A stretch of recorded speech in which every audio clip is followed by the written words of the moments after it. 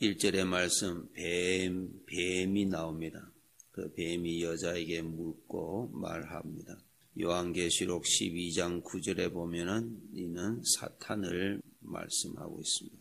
큰 용이 내쫓기니 옛뱀 곧 마귀라고도 하고 사탄이라고도 하며, 사탄이 뱀을 이용해서 하와에게 접근한 것을 알 수 있습니다. 이 사탄이 오늘날 우리에게도 여전히 활동하고 있습니다. 우리 하나님의 자녀들에게도 사탄은 얼마든지 와서 대화를 합니다. 얼마든지 접근합니다. 얼마든지 영적인 존재죠. 이것을 우리가 구분을 해야 됩니다. 우리 하나님의 자녀들의 마음을 하나님을 향하지 못하고 다른 데로 향하도록 하는 일을 마귀가 하는 거예요. 다른 데로 자꾸 옮기는 거예요. 내 마음이 하나님에게서 떨어지면 부패합니다. 마음이 썩습니다. 사망의 그늘진 곳으로 갑니다. 그러니까 항상 우리의 마음을 잘 살피셔야 됩니다. 하나님을 향하는 마음을 다른 데로 옮깁니다. 하나님에 대한 관심을 다른 쪽으로 옮기는, 이것을 마귀가 속이는 거예요. 여기 우리라고 그랬죠. 하와에게 접근했던 그 마귀가 둘째 줄에 너희 마음이, 우리에게도 마귀가 지금 또 활동합니다.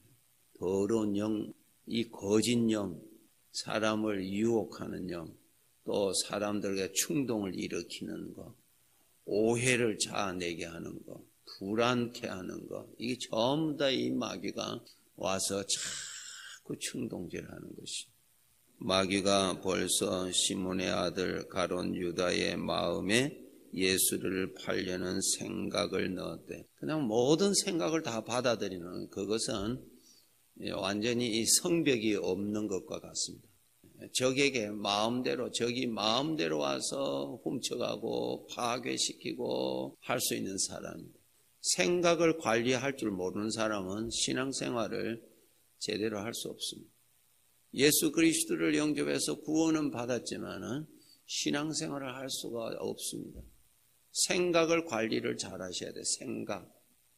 천년이 참에 사탄이 그 옥에서 놓여 나와서 땅의 사방 백성 곧 곡과 마곡을 미혹하고 모아 싸움을 붙이리니 그 수가 바다의 모래 같으리라. 미혹한다, 이게 속여서 싸움을 붙인다. 마귀가 붙인다. 마귀가 계속 무엇을? 생각을 자꾸 넣어주는 거예요. 생각을. 그 마귀가 주는 대로 받아 먹거든요. 그럼 마귀가 얼마나 기분 좋겠어요. 하나님 말씀에는 아멘 할 줄 모르는데 마귀가 주는 대로 아멘을 얼마나 잘하는지 그냥 울송이처럼 달게 먹는 거예요. 생각을 자꾸 넣어주는 거예요. 넣어주는 거예요. 생각을. 주는 대로 생각하는 거예요. 사람과의 관계를 싸움을 일으키는 거예요. 아무것도 아닌 것 같고 자기 무시했다고, 자기 자존심 건드렸다고. 마귀가 그냥 추럭으로 가져와서 다 쏟아붓는 대로 전부 다 받아들여요. 세상 사람들 자기 종들에게만 아니라 하나님의 자녀들에게도 얼마든지 하는, 하나님의 자녀들에게. 그러니 아버지가 이것을 보시고 얼마나 마음이 괴로우시겠느냐. 이 생각을 구분하셔야 돼요. 생각을 구분하셔야 돼요. 하나님께서 이것은 먹지 말아라. 이것 먹으면 너는 반드시 죽는다. 마귀가 먹어도 절대로 죽지 않는다. 그 말을 믿어버립니다. 우리가 제일 약한 것이 나 자신을 부추겨줍니다. 남이 나를 무시한 거, 그거 말 던져주면 우리가 못 견딥니다. 나 자신을 푹 쑤시면 그냥 못 견딥니다. 우리 모든 다 그렇다. 마귀가 우리의 약점을 너무너무 잘합니다. 그 귀한 성도지간의 관계를 원수를 만들고, 그 마귀가 이 짓을 하는 거예요. 마귀가. 우리 아버지께서 항상 말씀을 하시죠. 근신하라, 깨어라, 너희 대적 마귀가 우는 사자같이 두루 다니며 삼킬 자를 찾나니. 너희 대적이라, 우리 하나님의 자녀들. 그래서 이상한 생각 조금 가지고 있으면 그때 기회입니다. 옆에 딱 와서 생각을 딱 던져주는 거예요. 낚시하는 사람이 미끼를 꽂아서 던져주지만 무는 것은 생선이 묻지, 고기가 물어서 걸리지, 낚시 바늘이 쫓아와서 자기 입안에 들어오지는 않습니다. 자기가 물어서 걸리는 거예요. 내가 무니까 걸리는 거예요. 내가 무니까. 생각을 구분 잘하세요. 생각. 사망의 것인지 냄새 딱 맡아보면 내 속이 불편하다든가 어둡다든가 이기적으로 돌아온다든가 그러면 아주 이상한 거예요. 멀리해야 됩니다. 멀리하는 비결이 생각을 주님에게로 돌이켜야 거기에 안 빠져. 제가 경험해 보니까요, 한 30분 푹 마귀하고 이야기하고요, 그 사람 모습 보면 딱 내가 생각하는 대로 그 사람이 그렇게 보여요. 그 사람이 꼭 도둑같이 보이고요, 그 사람이 꼭 나 무시하는 것 같아요. 성령님이 계시는 사람입니다. 특별히 하나님의 자녀들은 서로 조심하셔야 돼요. 내 마음에 들지 않는다고 해서 그 사람 무시한다든가, 하나님의 영이 계시는 사람이에요. 믿음으로 보셔야죠. 마귀가 주는 대로 그 다 사람 딱 보냐 보기도 싫고, 그 집의 식구들도 보기도 싫고, 그 집의 집도 보기 싫고, 내가 돈 것이죠. 내가 돈을, 그게 자랑이라고 또 옆 사람하고 또 이야기를 한다고. 그럼 그 들은 사람도 그 눈에 딱 그냥 씌어서 같이 그 사람 보기 싫어.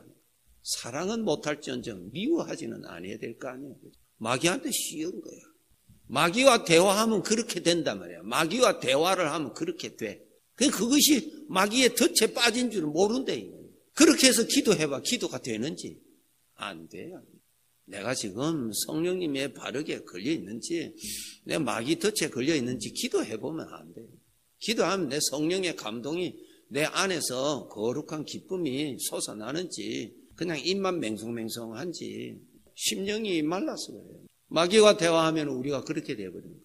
걱정되는 거. 우리가 생활이 어렵잖아요. 그렇죠?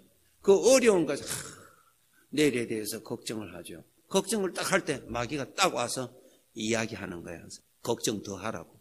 그래, 맞아. 내일 지나면 이제 죽겠지. 그래, 어떻게 하겠어.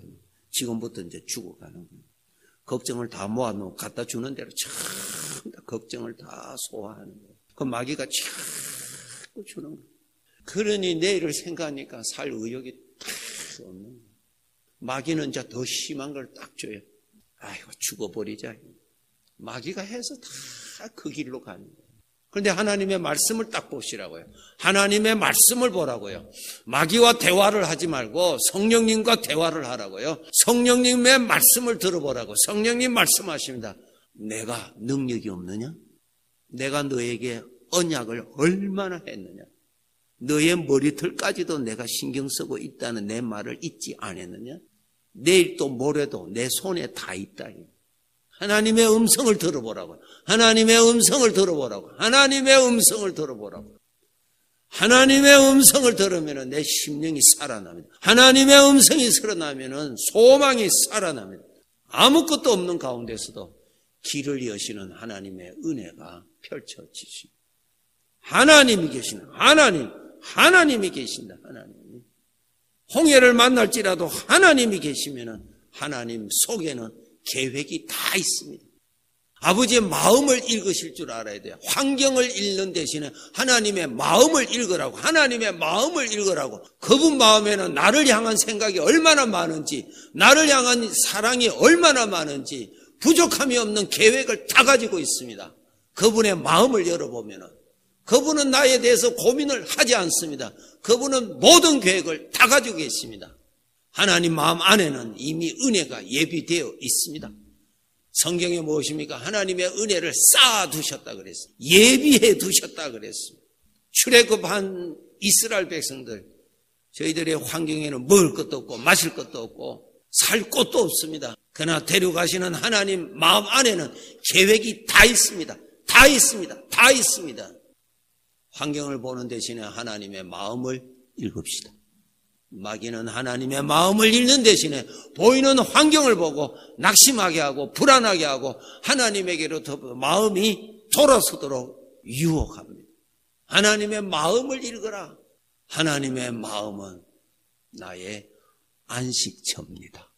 하나님 마음을 읽고 하나님의 마음을 볼 줄 알고 하나님의 마음을 누릴 줄 알고, 하나님의 마음 안에는 어둠이 하나도 없어요. 하나님의 마음에는 전능하신 이의 계획이 꽉 차 있어요. 내가 아무리 어둠에 있을지라도 거기에 대한 대답이 다 돼 있어. 하나님의 영광을 너의 생애를 통하여 나타내시기 위함이라. 모든 것을 믿으며 모든 것을 바라며 모든 것을 견디며 하나님